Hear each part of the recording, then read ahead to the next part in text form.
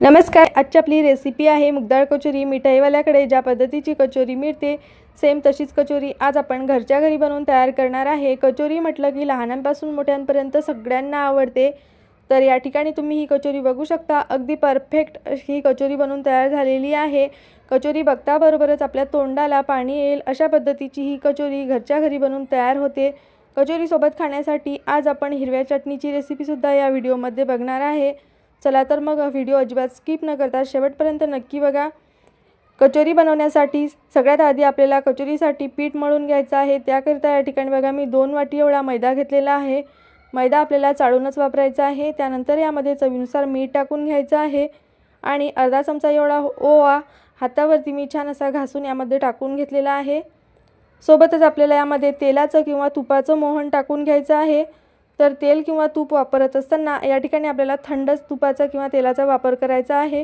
तर मोहन घेण्यासाठी या ठिकाणी मी पोहे खाण्याचा चमचा वापरलेला आहे. तर पोहे खाण्याचे 4 चमचे एवढं तूप यामध्ये मी टाकून घेतलेलं आहे. तूप जास्त घट्ट किंवा जास्त पातळ नाही आहे, नॉर्मल रूम टेम्परेचरवरचं तूप या ठिकाणी मी वापरलेलं आहे. त्यानंतर आता टाकून घेतलेले सगळे साहित्य आपल्याला मैद्यामध्ये छान असे मिक्स करून घ्यायचे आहे, एकजीव करून घ्यायचे आहे आणि तूपसुद्धा आपल्याला मैद्याच्या प्रत्येक कणाला छान असं चोळून घ्यायचं आहे. तर या ठिकाणी बघा तूप मी छान मैद्याला लावून घेतलेला आहे. तर मैद्याला तूप लावून घेतल्यानंतर थोडासा मैदा हातामध्ये घेऊन पाहायचा आणि त्याची अशा पद्धतीची मूठ वळल्या गेली म्हणजेच आपलं जे मोहन आहे ते मैद्याला अगदी परफेक्ट असं झालेलं आहे. तर तुम्ही या ठिकाणी बघू शकता मैद्याला छान असं तूप मी चोळून घेतलेलं आहे आणि मोहनसुद्धा अतिशय परफेक्ट असं झालेलं आहे. त्यानंतर यामध्ये थोडं थोडं करत पाणी टाकून आपल्याला याचा घट्टसर गोळा मळून घ्यायचा आहे. तर कचोरीसाठी आपल्याला खूप जास्त पातळ असं पीठ अजिबात मळायचं नाही आहे. तर तुम्ही व्हिडिओमध्ये बघू शकता मी छान घट्टसर असा याचा गोळा मळून घेतलेला आहे. त्यानंतर आपल्याला हा गोळा 15 ते 20 मिनिटासाठी झाकून ठेवायचा आहे.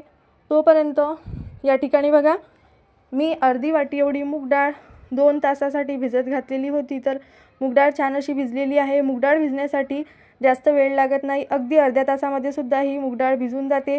आता ही डाळ आपल्याला एखाद्या चाळणीवरती काढून घ्यायची आहे आणि डाळीमधील संपूर्ण पाणी निथळून घ्यायचं आहे. तर डाळ थोडीशी कोरडी होईपर्यंत या ठिकाणी बघा आपण कचोरीसाठी मसाला तयार करून घेऊया. त्यासाठी या ठिकाणी बघा पोहे खाण्याचे 2 चमचे एवढे मी अख्खे धणे घेतलेले आहे, 1.5 चमचा शोभ घेतलेली आहे आणि अर्धा ते पाऊण चमचा एवढे जिरे घेतलेले आहे. आता हे सगळे साहित्य आपल्याला मिक्सरला छान असे भरडून घ्यायचे आहेत. अगदी याची आपल्याला बारीक पावडर वगैरे करण्याची आवश्यकता नाही आहे. थोडंसं जाडसरच हे कचोरीमध्ये खायला छान लागते. तर तुम्ही या ठिकाणी बघू शकता मी थोडीशी याची भरड करून घेतलेली आहे. आता मिक्सरच्या भांड्यामधून हा मसाला मी काढून घेतलेला आहे. त्याचबरोबर डाळसुद्धा तुम्ही बघू शकता पूर्ण कोरडी झालेली आहे, यामधील पाणी छान असं निथळलेलं आहे. आता ही डाळ आपण मिक्सरच्या भांड्यामध्ये टाकून डाळसुद्धा आपल्याला थोडीशी जाडसरच वाटून घ्यायची आहे मिक्सरला. तर या ठिकाणी बघा सगळी डाळ माझी एकाच भांड्यामध्ये बसलेली आहे. तर छान अशी डाळ आपल्याला जाडसर वाटून घ्यायची आहे. डाळसुद्धा आपल्याला खूप जास्त बारीक अशी वाटायची नाही आहे, कारण कचोरीमध्ये डाळ जाडसरच चांगली लागते. तर तुम्ही या ठिकाणी बघू शकता मी छान जाडसर अशी ही डाळ मिक्सरला फिरवून घेतलेली आहे. त्यानंतर गॅसवरती एक पॅन ठेवून घेतलेला आहे. पॅनमध्ये आपल्याला तेल टाकून घ्यायचं आहे. तर या ठिकाणी बघा पॅनमध्ये मी पोहे खाण्याचे 2 ते 3 चमचे एवढं तेल टाकून घेतलेलं आहे. त्यानंतर तेल हलकं गरम झालं की गॅसची फ्लेम आपल्याला मंद करून घ्यायची आहे आणि यामध्ये पोहे खाण्याचे 4 चमचे एवढं बेसन टाकून घ्यायचं आहे.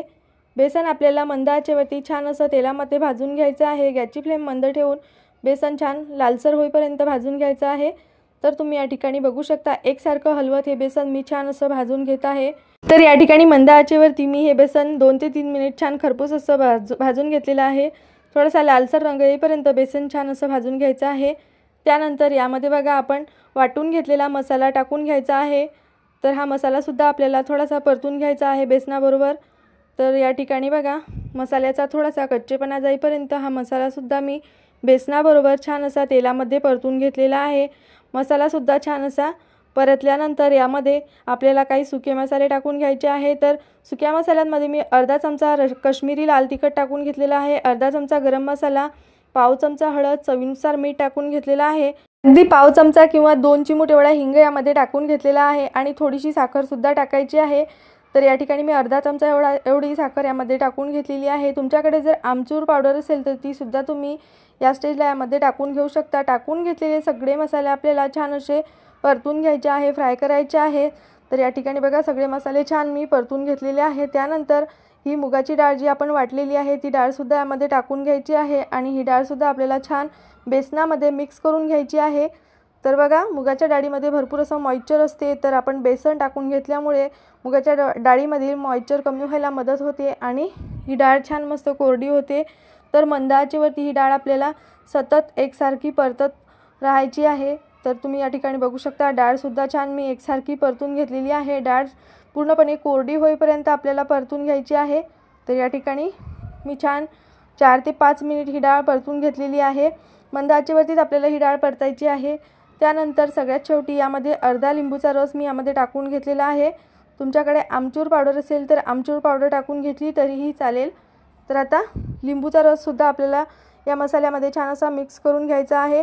लिंबू आणि साखर टाकल्यामुळे मसाल्याला छान चटपटीत अशी चव येते। तर बघा, आपला मसाला बनवून तयार झालेला आहे। अगदी 5 ते 6 मिनिटांमध्ये मंद आचेवरती ही डाळ मी परतून घेतलेली आहे। त्यानंतर आता आपल्याला गॅसची फ्लेम बंद करून घ्यायची आहे। तर तुम्ही व्हिडिओमध्ये हा मसाला बघू शकता, थोडासा ओलसर आहे, अगदी पूर्णपणे आपल्याला कोरडा करायचा नाही आहे। तर बघा, थोडंसं मॉइश्चर यामध्ये आहे। तर आता हा मसाला आपल्याला पूर्णपणे थंड करून घ्यायचा आहे। तोपर्यंत आपण कचोरीसोबत खाण्यासाठी हिरवी चटणी बनवूया। अगदी झटपट अशी हिरवी चटणी आज आपण बनवणार आहे। त्यासाठी या ठिकाणी बघा, मूठभर कोथिंबीर घेतलेली आहे। कोथिंबीर स्वच्छ धुवून घेतलेली आहे। त्यानंतर छोटे छोटे 4 आल्याचे तुकडे घेतलेले आहे। लसूण, मिरची आणि कोथिंबीरचा ठेचा घेतलेला आहे या ठिकाणी 1 चमचा। तर आता हा हिरवी मिरचीचा ठेचा कसा बनवायचा याचा व्हिडिओसुद्धा मी तुमच्यासोबत याआधी शेअर केलेला आहे। तो व्हिडिओ जर तुम्ही अजूनपर्यंत बघितला नसेल तर जाऊन नक्की बघा। त्याच्याऐवजी या ठिकाणी तुम्ही 2 ते 3 हिरव्या मिरच्या आणि 5-6 लसणाच्या कळ्या घेतल्या तरीही चालेल। त्यानंतर यामध्ये मी अर्धा लिंबू पिळून घेतलेला आहे, अर्धा चमचा काळं मीठ टाकलेलं आहे आणि साधं मीठसुद्धा आपल्याला यामध्ये टाकून घ्यायचं आहे। थोडंसं पाणी टाकून हे मिक्सरला छान अगदी बारीक असं वाटून घ्यायचं आहे। तर तुम्ही या ठिकाणी बघू शकता, अगदी छान मस्त परफेक्ट मार्केटसारखीच अशी आपली हिरवी चटणी बनवून तयार झालेली आहे। यामध्ये तुम्ही पुदिनासुद्धा टाकून घेऊ शकता। माझ्याकडे आता पुदिना नव्हता, त्यामुळे मी फक्त कोथिंबीरपासूनच ही चटणी बनवलेली आहे। तरीसुद्धा तुम्ही या ठिकाणी बघू शकता चटणी किती छान झालेली आहे। चटणीला रंगसुद्धा खूप सुंदर असा आलेला आहे।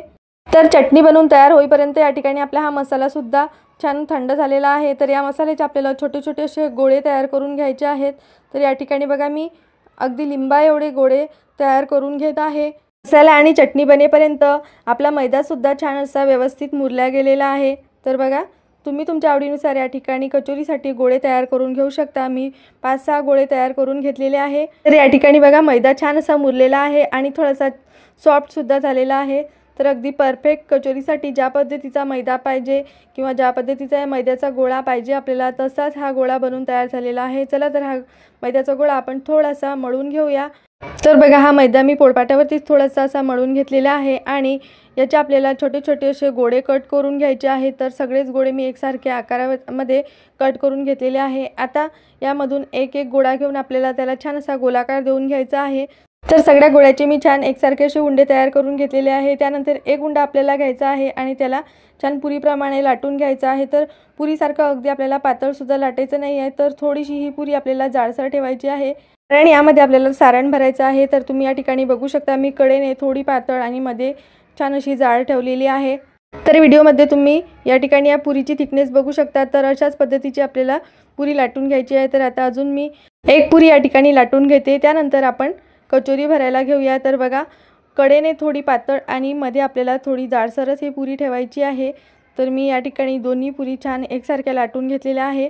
आता हातावरती अशा पद्धतीने मोदकाप्रमाणे आपल्याला ही पारी घ्यायची आहे आणि यामध्ये आपण तयार करून घेतलेला हा मसाल्याचा गोळा ठेवून घ्यायचा आहे। गोळा मात्र आपल्याला थोडासा फोडून टाकायचा आहे यामध्ये आणि मोदकाप्रमाणे सगळ्या याच्या कडा एकत्र करायच्या आहेत आणि सगळ्या कडांना एकत्र केल्यानंतर छान असं हे आपल्याला याचं वरचं टोक बंद करून घ्यायचं आहे। तर तुम्ही या ठिकाणी बघू शकता, सगळ्या कड्यांना मी छान एकत्र करून बंद करून घेतलेला आहे। आता यामधून जो शिल्लक उंडा राहतो तो आपल्याला काढून घ्यायचा आहे आणि याला छान असा गोलाकार देऊन घ्यायचा आहे। तर या ठिकाणी बघा, हातावरतीच मी छान थोडंसं हलक्या हाताने याला प्रेस करून घेत आहे। त्यानंतर आपण पोळपाटावरती सुद्धा ही कचोरी थोडीशी हलक्या हाताने लाटून घेऊयात। तर बघा, सारण जे आहे ते अगदी सगळ्या बाजूने एकसारखं असं पसरलेलं आहे। मी तुम्हाला आणखी एक कचोरी छान अशी भरून दाखवते। तर बघा, परत मी एक पारी घेतलेली आहे, त्यामध्ये आपल्याला सारणाचा एक गोळा ठेवून घ्यायचा आहे आणि मोदकाप्रमाणे किंवा पुरणपोळीप्रमाणे आपल्याला सगळ्या याच्या कळा एकत्र करायच्या आहेत आणि कचोरीचं वरचं टोक छान असं बंद करून घ्यायचं आहे। तर या ठिकाणी बघा मी सारख्याच पद्धतीने ही कचोरीसुद्धा छान अशी भरून घेतलेली आहे। या ठिकाणी बघा 2 कचोरी मी सारख्याच पद्धतीने तयार करून घेतलेल्या आहे। आता अगदी हलक्या हाताने आपल्याला पोळपाटावरती थोडंसं लाटण्याने ह्या पसरून घ्यायच्या आहे किंवा लाटून घ्यायच्या आहे। तर तुम्ही या ठिकाणी बघू शकता अगदी थोडं हलक्या हातानेच मी ही कचोरी लाटून घेतलेली आहे। तुम्ही हातावरती सुद्धा याला छान असा एकसारखा आकार देऊन घेऊ शकता। तर बघा छान मस्त सारण एकसारखं असं पसरलेलं आहे, तुम्हाला व्हिडिओमध्ये दिसतच असेल। चला तर आता दोन्ही कचोरी छान मस्त एकसारख्या अशा बनून तयार झालेल्या आहेत। आता तयार झालेल्या ह्या कचोऱ्या आपण तळून घेऊया। तर कचोरी तळण्यासाठी मी गॅसवरती आधीच तेल गरम करण्यासाठी ठेवलेलं आहे। तर तेल आपल्याला खूप जास्त कडकडीत असं गरम करायचं नाही आहे। शंकरपाळे तळण्यासाठी आपण ज्या पद्धतीचं तेल गरम करतो सेम तसंच तेल आपल्याला या ठिकाणी गरम करायचं आहे। तेलामध्ये उंडा टाकल्यानंतर अगदी हळूवारपणे तो वरती यायला पाहिजे अशा पद्धतीने आपल्याला हे तेल गरम करून घ्यायचं आहे। त्यानंतर गॅसची फ्लेम आपल्याला मंद ठेवायची आहे आणि मंद आचेवरती त्या कचोऱ्या आपल्याला छान अशा तळून घ्यायच्या आहेत। तर बघा एका वेळी कढईमध्ये जेवढ्या बसतील तेवढ्याच कचोरी आपल्याला टाकायच्या आहेत। तेलामध्ये खूप जास्त गर्दीसुद्धा करायची नाही आहे आणि कचोरी तेलामध्ये टाकताबरोबरच त्याला चमचा किंवा झारा लावायचा नाही आहे। तर या ठिकाणी बघा कचोरी तेलामध्ये टाकल्यानंतर अगदी हळूहळू तळून वरती आलेली आहे। तर या ठिकाणी मी मंद आचेवरतीच ह्या कचोऱ्या छान अशा तळून घेत आहे। तर एका बाजूने कचोरी थोडीशी तळून झाली की ही कचोरीची साईड आपल्याला बदलून घ्यायची आहे किंवा पलटी करायची आहे। तर या ठिकाणी बघा कचोरीला मी पलटून घेतलेला आहे। तर ही कचोरी तळण्यासाठी या ठिकाणी आपल्याला थोडासा जास्त वेळ लागतो, पण कचोरी मात्र अतिशय छान खुसखुशीत आणि खमंग अशी बनून तयार होते। कचोरी जर आपण हाय फ्लेमवरती तळून घेतली तर ही कचोरी वरच्या साईडने तळल्यासारखी वाटते आणि आतून ही कचोरी कच्चीच राहते। त्यामुळे कचोरी तळण्यासाठी आपल्याला गॅसची फ्लेम मंदच ठेवायची आहे। तर तुम्ही बघू शकता अगदी हळूहळू ही कचोरी छान अशी तळल्या जात आहे। तर बघा आलटून पलटून कचोरीला छान असा सोनेरी रंग येईपर्यंत मी ही कचोरी तेलामध्ये तळून घेत आहे। कचोरी तळल्यानंतर तुम्ही बघू शकता किती छान मस्त टम्म अशी फुगलेली आहे आणि कचोरींना रंगसुद्धा बघू शकता किती छान आलेला आहे।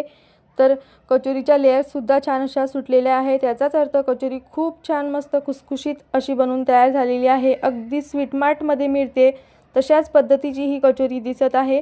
तर या ठिकाणी बघा कचोऱ्या छान अशा दोन्ही बाजूने एकसारख्या अशा तळून झालेल्या आहेत। आता ह्या कचोऱ्या आपण तेलामधून बाहेर काढून घेऊया। तर कचोरीमधील संपूर्ण तेल निथळून दोन्ही कचोरी मी तेलामधून बाहेर काढून घेतलेल्या आहे। त्यानंतर आता राहिलेल्या सगळ्या कचोऱ्या मी सारख्याच पद्धतीने भरून आणि लाटून तसेच तळून घेणार आहे। तर या ठिकाणी बघा छान अशा ह्या कचोऱ्या आपल्या बनून तयार झालेल्या आहेत। तर मी तुम्हाला ही कचोरी प्लेटमध्ये सर्व करून दाखवते। आता ही कचोरी गरम आहे तोपर्यंतच आपण खायला घेऊया। तर त्यासाठी या ठिकाणी बघा मी कचोरी खाण्यासाठी तयार करून घेते। तर कचोरी आपल्याला थोडीशी फोडून घ्यायची आहे। तर कचोरी फोडल्यानंतर तुम्हाला अंदाज आलाच असेल की ही कचोरी किती छान मस्त खुसखुशीत अशी बनून तयार झालेली आहे। तर दोन्ही कचोऱ्या मी छान अशा फोडून घेतलेल्या आहे थोड्या थोड्या। तर या ठिकाणी बघा मी दही घेतलेलं आहे। दही आपल्याला थोडंसं फेटून घ्यायचं आहे। सगळ्यात आधी कचोरीमध्ये मी थोडं एक चमचा असं दही टाकून घेत आहे। त्यानंतर तयार करून घेतलेली हिरवी चटणीसुद्धा आपल्याला यामध्ये टाकून घ्यायची आहे। तर अगदी एक चमचा एवढी हिरवी चटणीसुद्धा मी यावरती टाकून घेतलेली आहे। आता यामध्ये आपण थोडंसं टोमॅटो सॉस टाकून घेऊया। तुमच्याकडे जर लाल चिंचेची चटणी असेल तर तीसुद्धा तुम्ही यामध्ये टाकून घेऊ शकता। आता मी या ठिकाणी चिंचेची चटणी बनवलेली नाही आहे, त्यामुळे मी यामध्ये बघा थोडंसं टोमॅटो सॉस टाकून घेत आहे। आणि सगळ्यात शेवटी आपल्याला यावरती थोडीशी बारीक शेव भुरभुरून घ्यायची आहे। तर या ठिकाणी बघा थोडी मी यामध्ये बारीक शेवसुद्धा टाकून घेतलेली आहे। तर मस्त छान अगदी स्वीटमार्टसारखी चमचमीत आणि छान मस्त खुसखुशीत अशी आपली ही डाळ कचोरी बनवून तयार झालेली आहे। चला तर मग व्हिडिओमध्ये सांगितलेल्या टिप्स फॉलो करून तुम्हीसुद्धा माझ्या या पद्धतीने एकदा ही मूगडाळ कचोरी घरच्या घरी नक्की बनवून बघा। लहानांपासून मोठ्यांपर्यंत सगळ्यांना आवडेल। चला तर मग तुम्हाला आजची माझी ही मूगडाळ कचोरीची रेसिपी कशी वाटली हे मला कमेंट्स करून नक्की सांगा। रेसिपी आवडली असेल तर व्हिडिओला लाईक करा, शेअर करा आणि अशाच छान छान रेसिपीज पाहण्यासाठी आपल्या यूट्यूब चॅनलला सबस्क्राईब करा। चला तर मग पुन्हा भेटूया आणखीन अशाच नवनवीन तसेच पारंपरिक रेसिपींसोबत। आणि आजचा हा व्हिडिओ शेवटपर्यंत बघितल्याबद्दल धन्यवाद।